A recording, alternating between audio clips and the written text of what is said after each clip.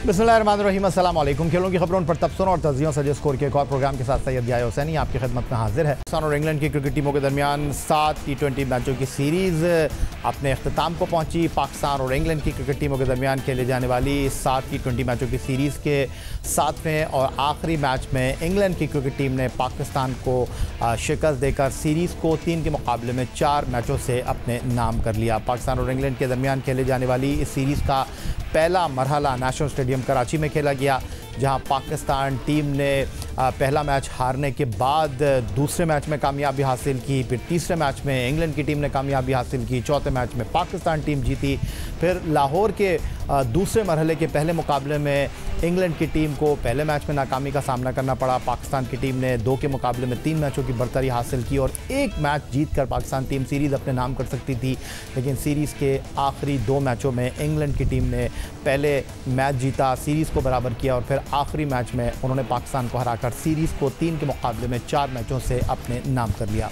इस सीरीज़ में इंग्लैंड के कप्तान विकेट कीपर जॉस बटलर थे, जिनके बारे में कहा यह गया कि जनाब वो फिटनेस मसाइल से 2-4 हैं, कुछ मैच खेलेंगे लेकिन सीरीज़ के किसी मैच में वो मैदान में नहीं उतरे और इंग्लैंड की टीम ने कायम मुकाम कप्तान मोइन अली की क़यादत में पाकिस्तान की टीम को होम ग्राउंड पर होम क्राउड के सामने 3 के मुकाबले में 4 मैचों की शिकस्त से 2-4 कर दिया।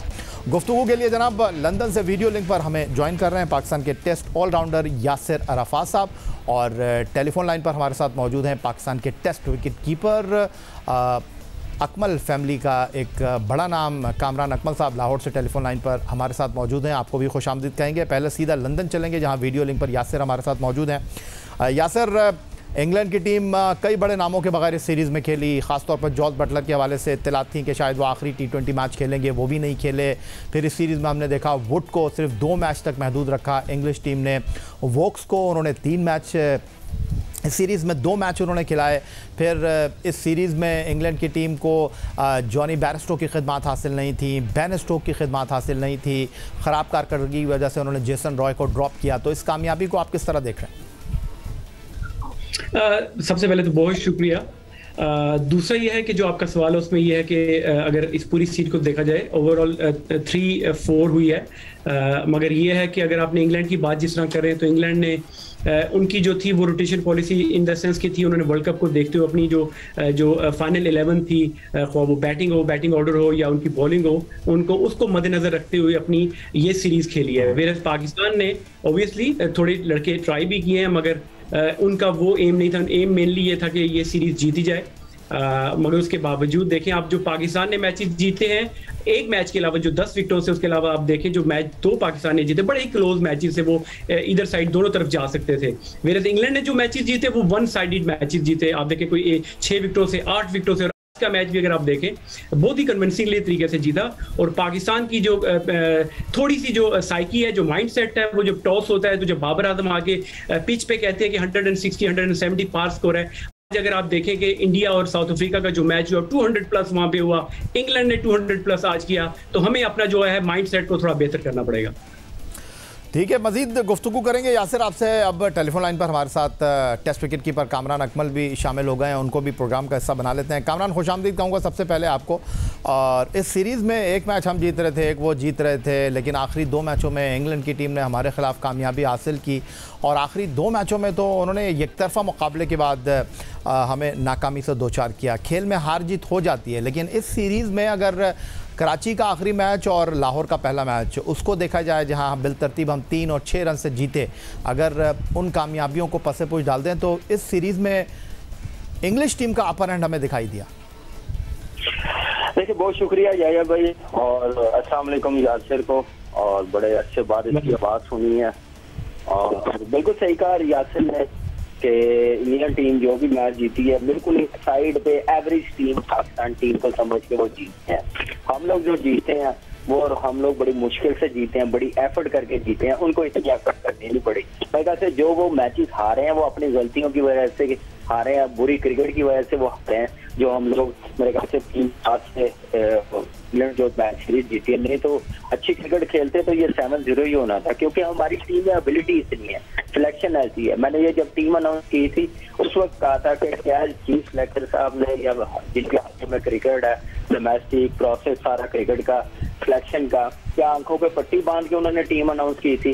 क्या उन्होंने डोमेस्टिक के मैचेस, इंटरनेशनल के मैचेस, एशिया कप या उससे पहले वर्ल्ड कप T20 जो लास्ट खत्म हुआ उसके बाद कोई मैचेस नहीं देखे, स्टैट्स नहीं देखे? फिर हम लोग ब्लेम देना शुरू कर देते हैं लड़कों का।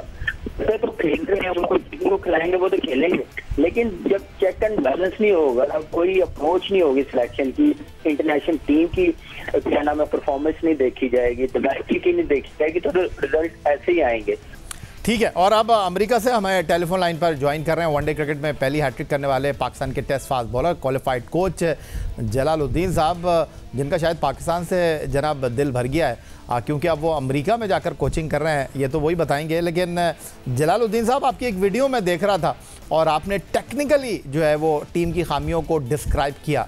तो पहले मेरा आपसे सीधा और आसान सवाल ये है कि हम सीरीज़ में 3-3 से इक्वल चल रहे थे और सीरीज़ का डिसाइडर था और एशिया कप का फाइनल हमारे सामने था, जहां पर हमने श्रीलंका के ख़िलाफ़ टॉस जीतकर जो है वो फील्डिंग का फ़ैसला किया, 58 फॉर 5 से वहां 70 करा दिए, तो प्रेशर मैच था। तो आपको नहीं लगता कि एक बेहतर पिच के ऊपर हमें पहले बैटिंग करना जाना चाहिए था? इस तरह की बातें तो होंगी, लेकिन मैं आपसे ही जानना चाहता हूं कि जब प्रेशर मैच होता है वहां पर आप अपने प्रेशर को अपने फैसलों से कम रखते हैं, तो पहले तो मैं आपको जानना चाहूँगा इस मैच के हवाले से आप क्या कहते हैं?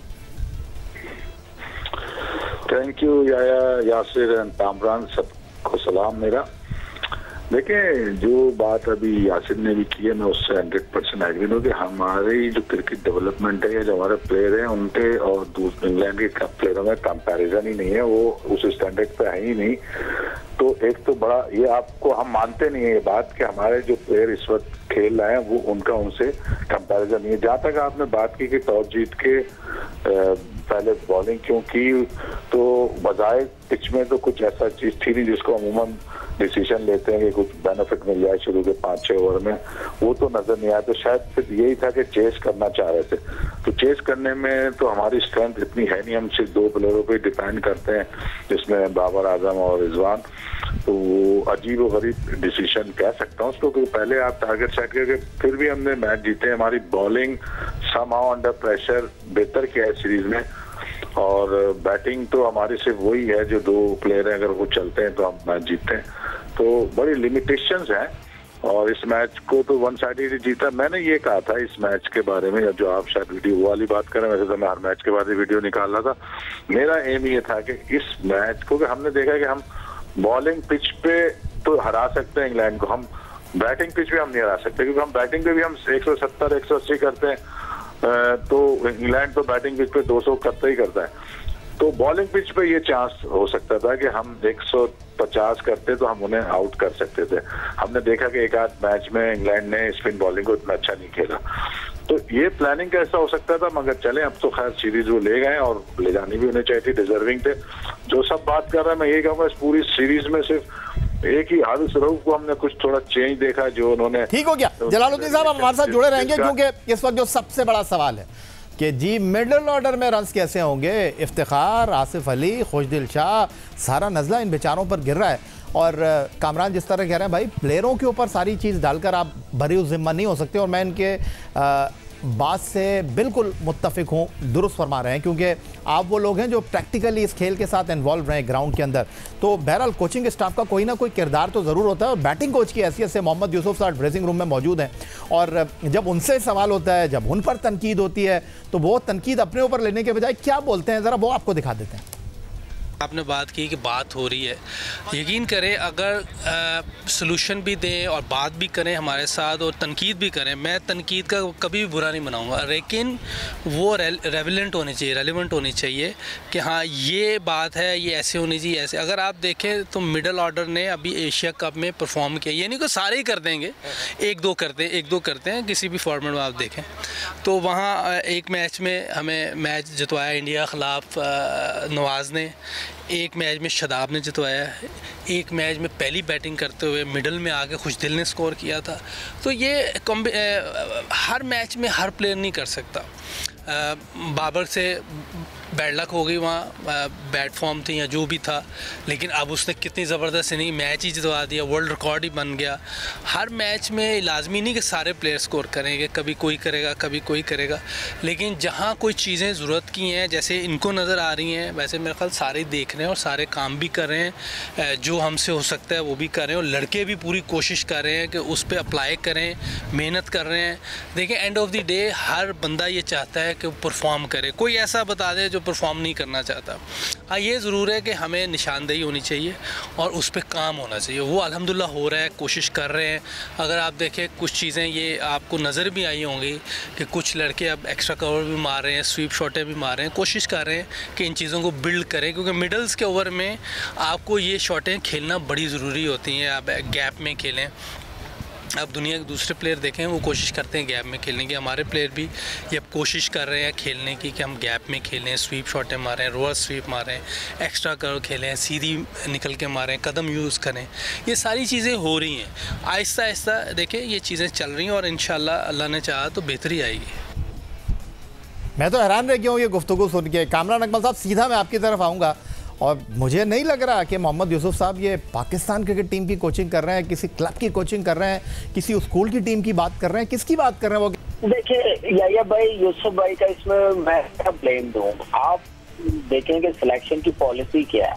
आप बच्चे, बिल्कुल सही कहा आपने कि वो तो टेस्ट डोमेस्टिक में होके तैयार होके आता है। अब ब्रुक्स को तो नहीं उनके कोच ने बताया होगा, बैटिंग कोच ने, कि आप ये शॉटें खेलो।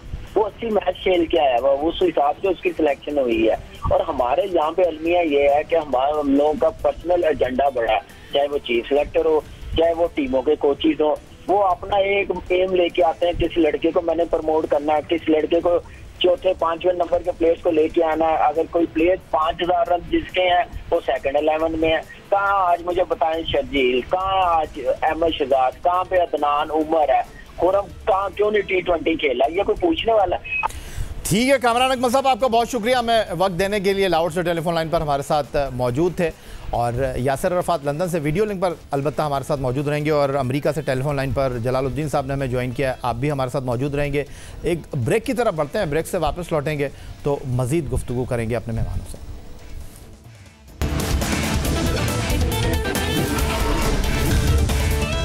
तो यासिर अरफात साहब, सीधा आपकी तरफ आ जाता हूँ। 15 अक्टूबर तक टीम में तब्दीली की गुंजाइश है और उसके बाद टेक्निकल बुनियादों पर टीम में तब्दीली होगी। पहले तो ये इम्पॉर्टेंट बात है कि जो हमने टीम का इंतखाब किया है, क्रिकेट बोर्ड की सतह पर अगर बात की जाए, वो कहते हैं जी बेस्ट अवेलेबल ये प्लेयर हैं। और इंग्लैंड के ख़िलाफ़ जो सीरीज़ है वहाँ पर अगर मैं ये कहूँ कि आपकी बॉलिंग भी एक्सपोज हुई, आपकी फील्डिंग भी एक्सपोज हुई, बैटिंग के तो मामलात मेरा ख्याल है कि क़याम पाकिस्तान से ही चले आ रहे हैं कि जब पाकिस्तान टीम 1952 में क्रिकेट के उफ़क़ पर नमूदार हुई, तब से हमारी जो बैटिंग लाइनअप के मसाइल हैं वो अपनी जगह मौजूद हैं। तो अब वर्ल्ड कप में आप किस तरह देख रहे हैं टीम को? उससे पहले हम न्यूजीलैंड जाकर ट्राई सीरीज़ खेलेंगे।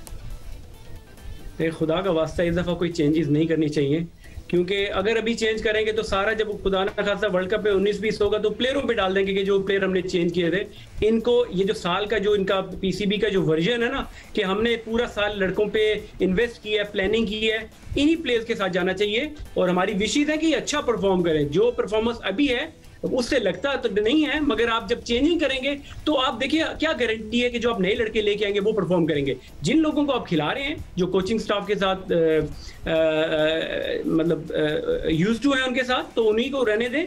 अभी मेरा नहीं ख्याल कि चेंजिंग करने का टाइम अब रह गया है। आप जाएं और जो अपनी एबिलिटीज हैं, जो आपने प्रिपरेशन की है, वो आप दुनिया को दिखाएं और अपने मुल्क के लिए मैचेस जीत के लाएं, ट्रॉफी जीत के लाएं। जलालुद्दीन साहब, आप खुद क्वालिफाइड कोच हैं और कोचिंग करते रहे हैं।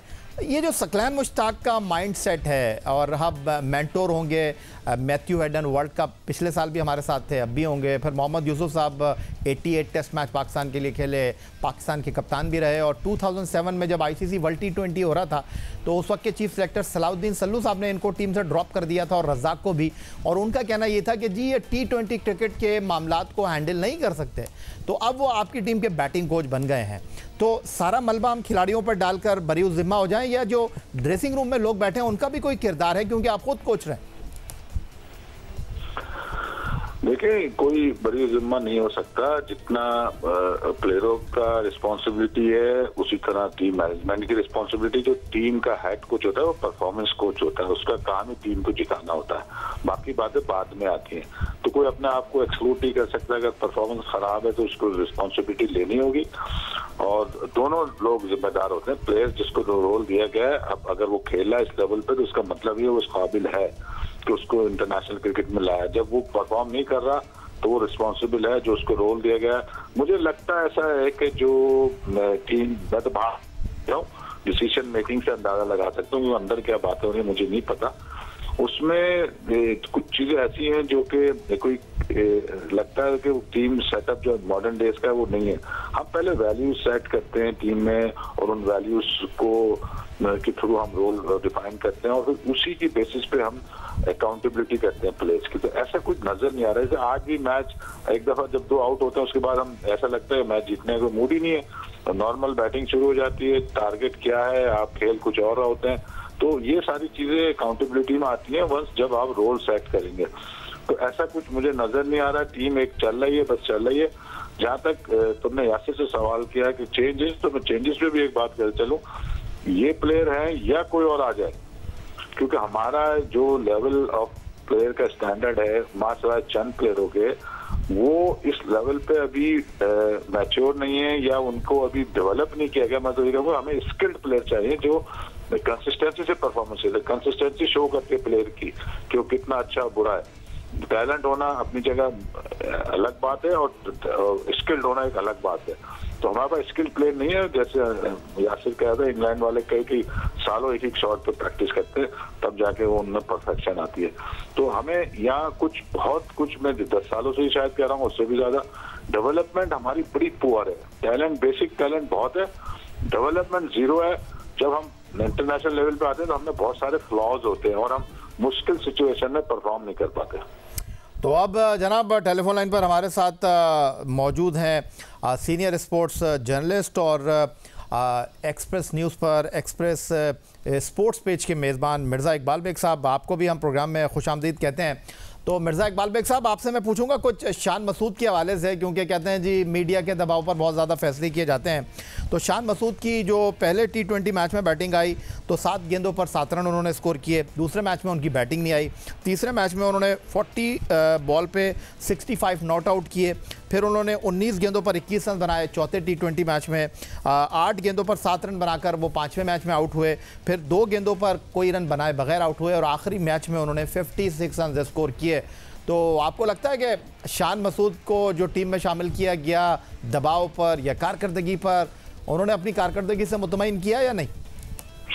बहुत बहुत शुक्रिया याया। अगर आप पाकिस्तान के इन 7 T20 इंटरनेशनल मैचेस में बैट्समैनों की कारकर्दगी पर नजर डालें तो सिर्फ 3 बैट्समैन मोहम्मद रिजवान, बाबर आजम और शान मसूद ऐसे हैं जो 100 से ज्यादा रन बनाने में कामयाब हुए। रिजवान ने 316, बाबर आजम ने 286 और शान मसूद के 56 रन मिलाकर उन्होंने 156 रन स्कोर किए इस सीरीज में।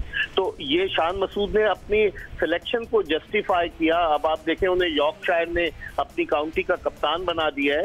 तो जो शोर मच रहा था वो बिल्कुल सही मच रहा था, क्योंकि यहाँ पर पसंद नापसंद, दोस्ती यारी की बुनियाद पर अगर आप टीम का इंतखाब करेंगे तो आज यही हुआ। आप देखें ना, वसीम जूनियर को ये कहते हैं कि वो ऑलराउंडर है। उन्होंने 4 ओवर्स में 61 रन दिए, बैटिंग उनकी आती नहीं है।